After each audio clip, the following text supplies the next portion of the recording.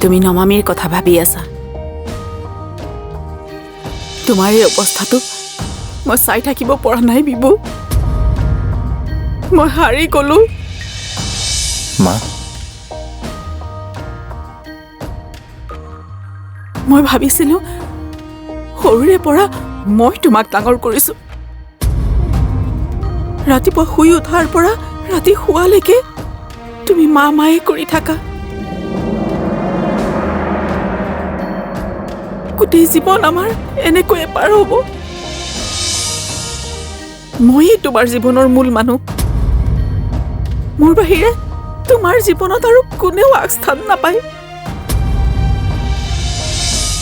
কিন্তু মই প্ৰকৃতিৰ নিয়মৰ বিৰুদ্ধে গৈছিলো। প্ৰতিযোগিতা কৰিছিলো মই নমামীৰ লগত। ইমান স্বাৰ্থপৰ হৈ গৈছিলো যে তোমাৰ ভগা সংসাৰখন দেখি মই সুখী হৈছিলো।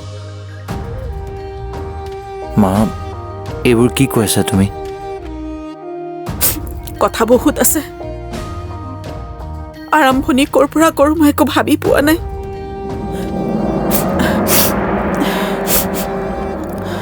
কিন্তু মূল কথা হ'ল তুমি নমামীৰ নিচিনা এজনী ছোৱালীৰ চৰিত্ৰৰ ওপৰত কেনেকে সন্দেহ কৰিব পাৰিলা? মই সন্দেহ কৰা নাই মা, মোক মাত্ৰ স্পষ্টীকৰণ লাগে। কিয় বিচাৰিছা তুমি স্পষ্টীকৰণ? নমামীয়েতো কেতিয়াও বিচৰা নাই তোমাৰ পৰা স্পষ্টীকৰণ। তোমাৰ আৰু মূৰ্ছনাৰ সম্পৰ্কক লৈ মই স্পষ্টীকৰণ দিছোঁ। যি আছিল সকলো খুলি কৈছিলোঁ। তুমি যি কৈছা নমামীয়ে তাকেই বিশ্বাস কৰি লৈছে। ওলোটাইতো প্ৰশ্ন কৰা নাই। কিন্তু তুমি নমামীয়ে যি কৈছে সেয়া বিশ্বাস কৰা নাই। তুমি নমামীক ওলোটাই প্ৰশ্ন কৰিছা।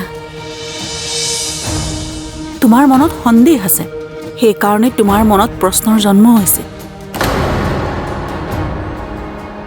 কিছু সংখ্যক ব্যতিক্ৰম থাকিব পাৰে, কিন্তু আমি নোৱাৰো।